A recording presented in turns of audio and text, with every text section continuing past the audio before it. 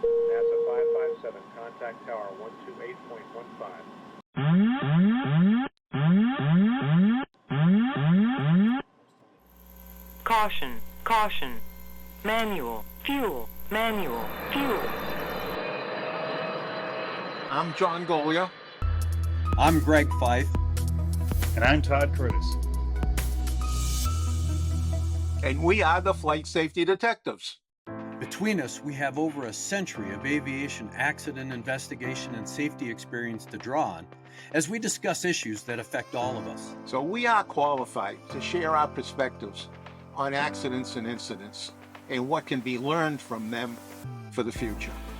We're proud to say that we have two sponsors that really relate to the topic of aviation safety: the Professional Aviation Maintenance Association, or PAMA, and Avemco Insurance.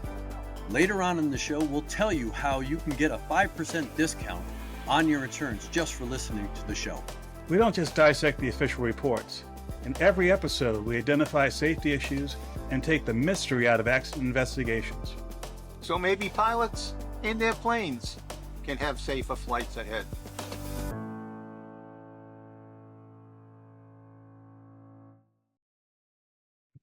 Well, good day, Todd. How are you today? Oh, not bad at all. And we decided to go into the archives of the NTSB and look for something that is an ongoing interest item of ours, training accidents.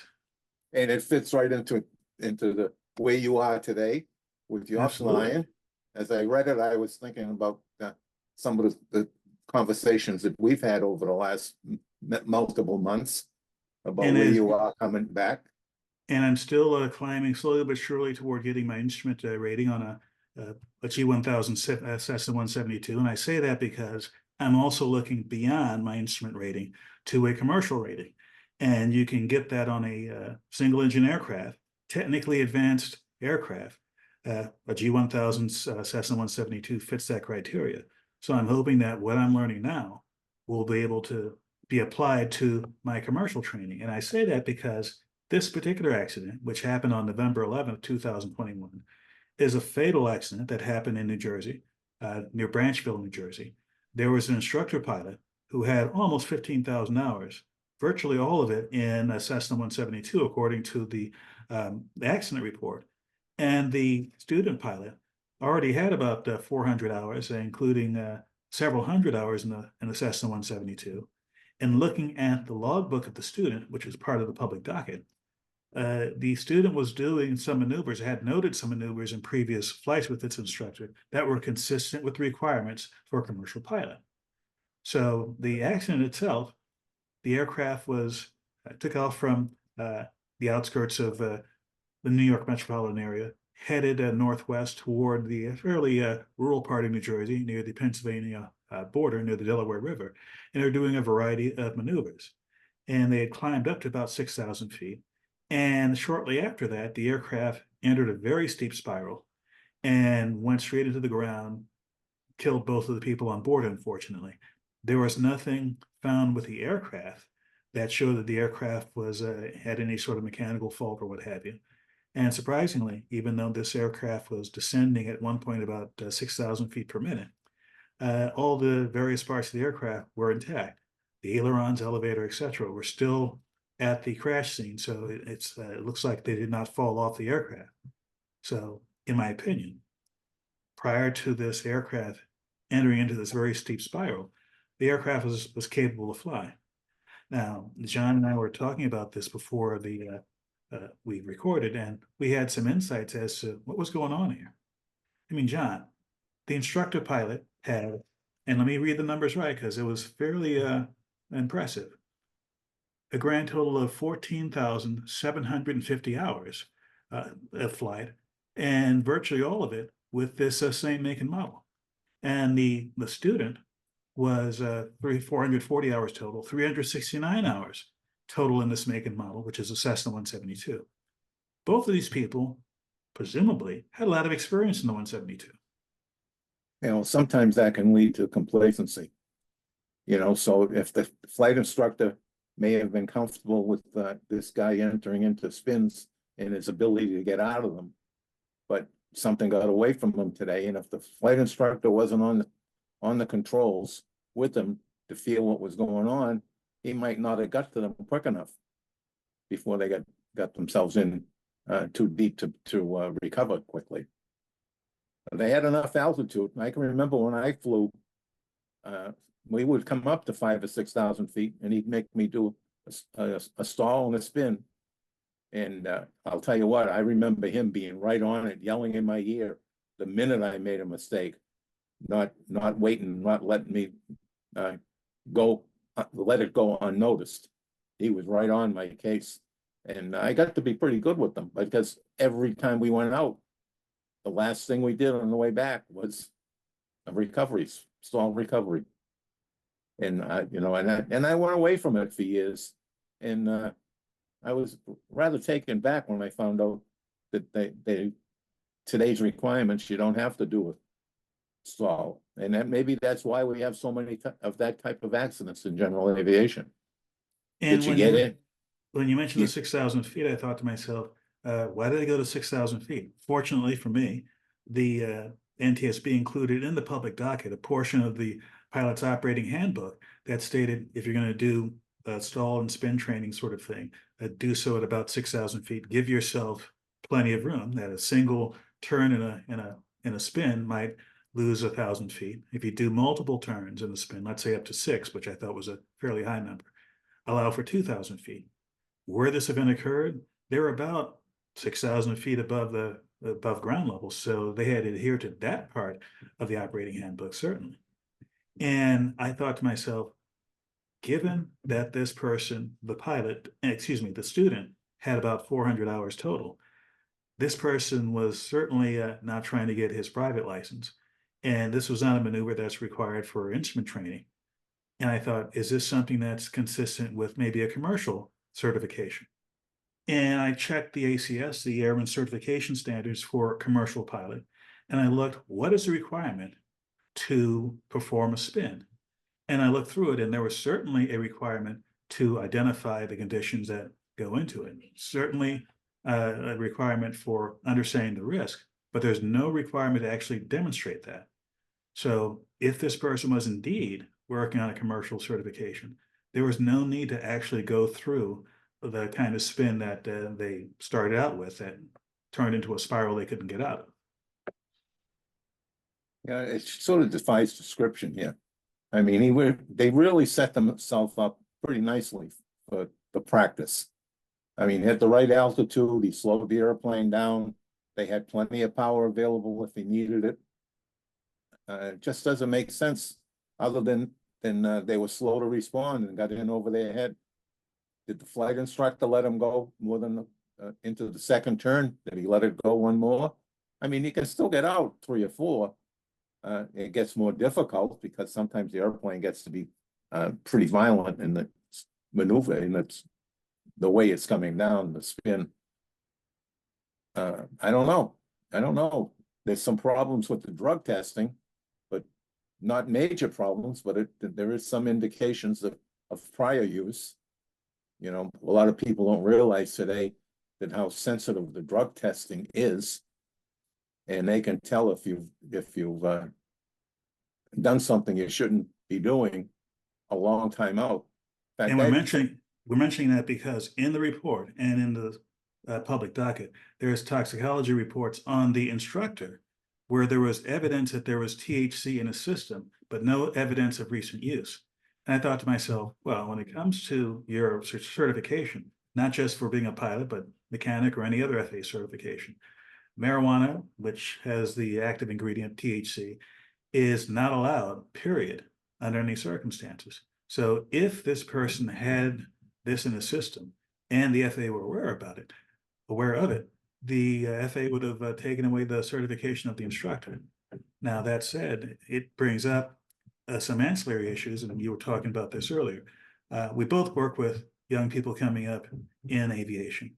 And you said that in a presentation to a group at one of the aviation institutions we've been associated with, their ears really perked up when you mentioned gummies.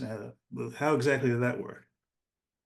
Well, I forget how it came up, But when we talked to them and said, you know, smoking or gummies will get you disqualified. And they perked right up, a few of them. What do you mean? I said, gummies for putting the THC into your system. And even if you get the ones that say that they don't have it, they're low, below the threshold. Not today. And plus, there's no FDA requirements to adequately screen all the gummies on its content. And you know what? We even have songs that talk about my gummies just kicked in. I mean, it's really crazy. But gummies are just as bad as smoking. And I think that my conversation with the students indicated to me, non-technical, that these kids were using it, because why else would they get so alert so quickly about the subject? And we got into a rather longer discussion about what they need to pay attention to. And the fact that today's testing can go back so far. I was told not long ago, like a year or two ago, that they can clearly see that if you've smoked marijuana more than 60 days back. That's a long way back. And I know people that go away on vacation and think they're free and clear, and they'll go party with their significant others, and then they come back to work and get drug tested. Bingo, it's going to show up in your system. And I know of a couple of people that happened to. So it's best to stay away from it, period. And getting back to this accident in THC, again, they noted that there was THC in the instructor's system.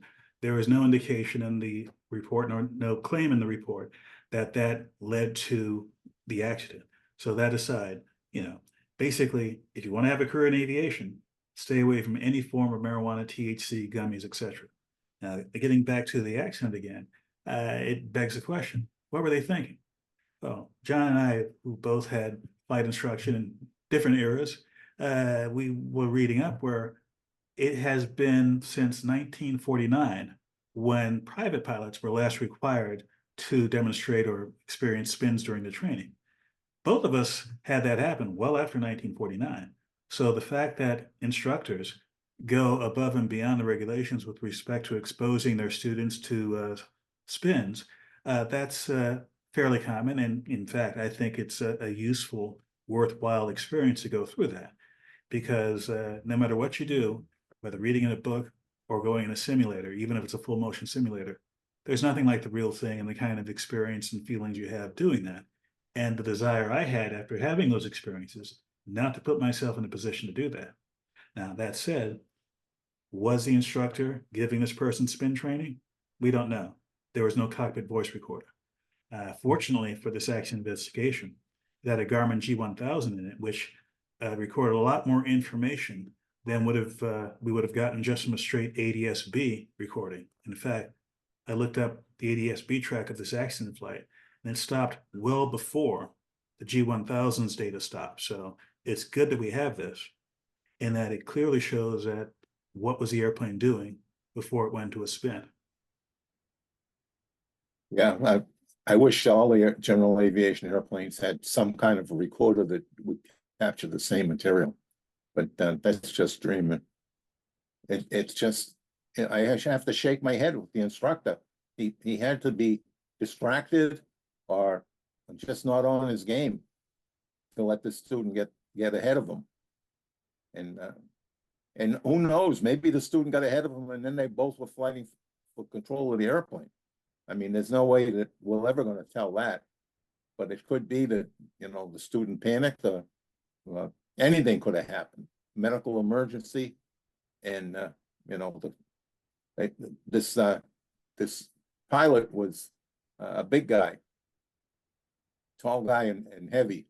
So if he was a fall under the controls because he, let's say, a heart attack, which is no indication of in the medical, but if he had fallen on the controls, the instructor would have a hell of a time getting the airplane under control while it's spinning down and trying to get this guy off the yoke. So we'll never know what it is, but it clearly would indicate a possibly slow response on the part of the instructor. Now, some of the people in the audience might be saying to themselves, how can someone who's an instructor has had 14,000 plus hours in a Cessna 172, according to the report, how can they get themselves into this position? Well, as those of you who follow our podcast have seen, we've done a couple of shows with extraordinarily competent people. Scott Crossfield, famous test pilot from the 1950s, was killed in an accident flying into a storm. And we did one not too long ago where there was a former lead pilot of the Thunderbirds who crashed with someone in the front seat of a single engine aircraft. And you would think these people know how to fly. Yes, they do.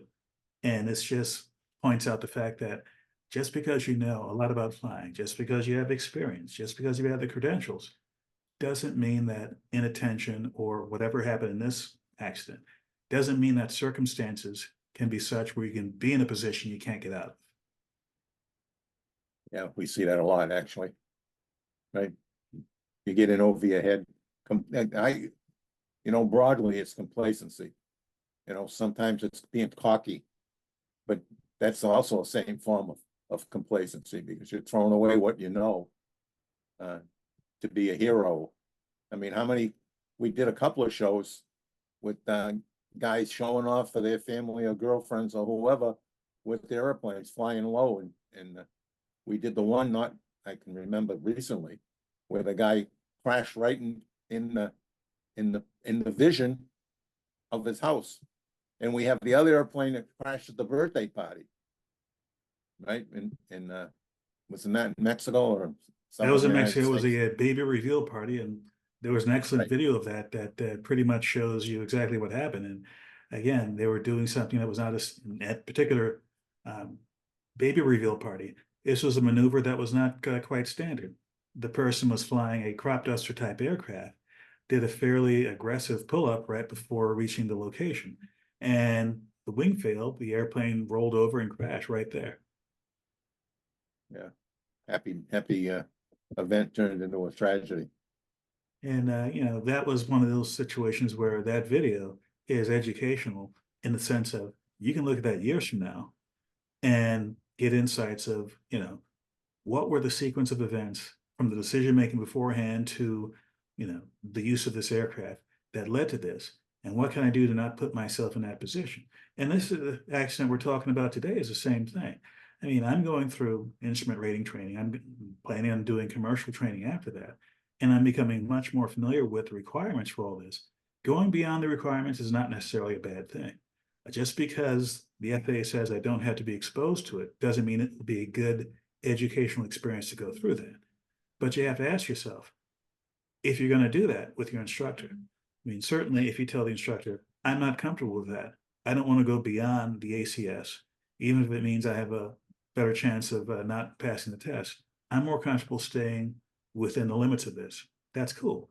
Yeah. If you're a student and your instructor wants you to do something that is beyond the requirements, look at the risk and look at the rewards and make a decision. Yes. Yes. Now, we all love to fly. We all love the adrenaline of doing something new. And but you got to keep your wits about you. You got to stay, follow the book. Stay within the window that you have for your experience level. And these guys had a lot of experience, so they probably were outside of the parameters. It's like scud running. People still do it all the time. Scud running. Oh yeah, I can get it done. I can get in. I can beat that thunderstorm. Yeah, well, many people do, but every once in a while the storm wins, and the outcome is not nice. Well, it's crazy. I think this was a useless loss of life in this case. I think it was a totally avoidable accident.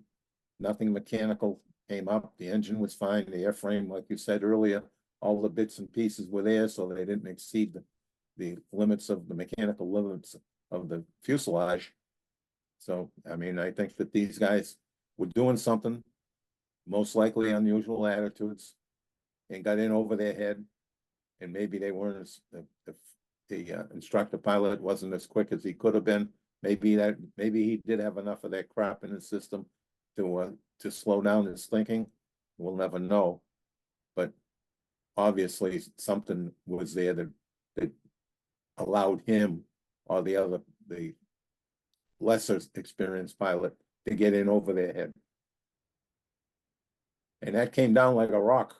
Yeah, like 6,000 feet per minute toward the end. Yep, that's fighter pilot territory, not commercial aviation. That's really aggressive. So that obviously wasn't planned. Something happened. Well, I think we talked this one to death. You know, it's wide open, except the fact, you know, the findings are wide open. The cause that or the events that led them to get where they were and perish are open for discussion. What's not open for discussion is the fact that they got themselves outside of a safe operating envelope. And that's where you want to be. You don't want to be out on the edges. You know, you don't want to be scud running. You know, if airplanes that go high and fast, jet airplanes, coffin corner comes up on you real quick. I know, in altitude, heavyweight airplanes, I mean, sometimes it's just a few knots between installing a commercial airplane at 30,000 feet of a safe cruise. We don't see that in general aviation, but we see it in commercial aviation, and it gets damn close. So, you know, it may not be coffin corner in the terms that everybody uses, but we still have coffin corners down in the general aviation environment, different set of circumstances, but it's still, you get in over your head, outside of the envelope for the airplane, and the outcome is pretty certain. You know, only takes some severe luck for you to avoid it. And in this case, they didn't have the luck. So I'll let you, Todd, I'll let you have the last word on this one. Well, Since my this one's last right word, it is right up my alley. And, you know, like we were talking about before the show, I had to review my airman certification standards to see exactly what was required. And my message, my second to last word message is to all of you out there who are training, no matter what level of training you're doing, if you're following a curriculum to get an FAA certification, there's going to be some certification guidelines. If there are things coming up in your training that you're wondering about, whether you have to do them or not have to do them, get familiar with looking at this certification standard document. Yes, it's an FAA document. Yes, it's kind of difficult to deal with, but sometimes you can find some gems like, do I have to do this thing? And if you don't have to do it, your instructor said, hey, let's have some fun and do this. This is a little extra something, something. You don't have to say yes. You can easily say no and still be within the regulations. Yeah, the key is to not get out on the edges. Right. So, and again, as usual, because as we prepared for this one, we found that several others that fit right in my speech at the end, my pleadings to everybody at the end. If you're gonna go flying, pre-flight, basic pre-flight before you leave the hotel or your house, do it again from scratch at the airport. You know, look at them to see how well they compare, look for obvious mistakes. Make sure you get the weather here, there, and everywhere in between. We still see that come up over and over and over. When you get out to your airplane, good pre-flight, touch your airplane, shake your airplane, wiggle your flight controls. Right? It's very important. Find loose flight controls. Happens often. Happens often. When you get in the airplane, do the same thing with all your instrument checks, your mag checks. Do a thorough job. When you get in the air, please put that head on a swivel. There's just too many near misses out there today. Too many students. We got a record number of students and wannabe pilots out there. Not all of them are the most competent people in the world. So you need to pay attention. We are our brother's keeper because it's us too. You know, it doesn't matter if the student runs into the mid-air collision with a more experienced pilot or vice versa. The outcome is still bad for both of them. So you got to make sure you pay attention to the environment that you're operating in. And if it's too busy, go somewhere else. You know, take an extra 20-minute flight out of the area. So if you're gonna practice yourself, you have some elbow room. Then please fly safely. Thank you for checking out our show. We really value our listeners and subscribers. Our podcast gets ranked by you and how much you like it.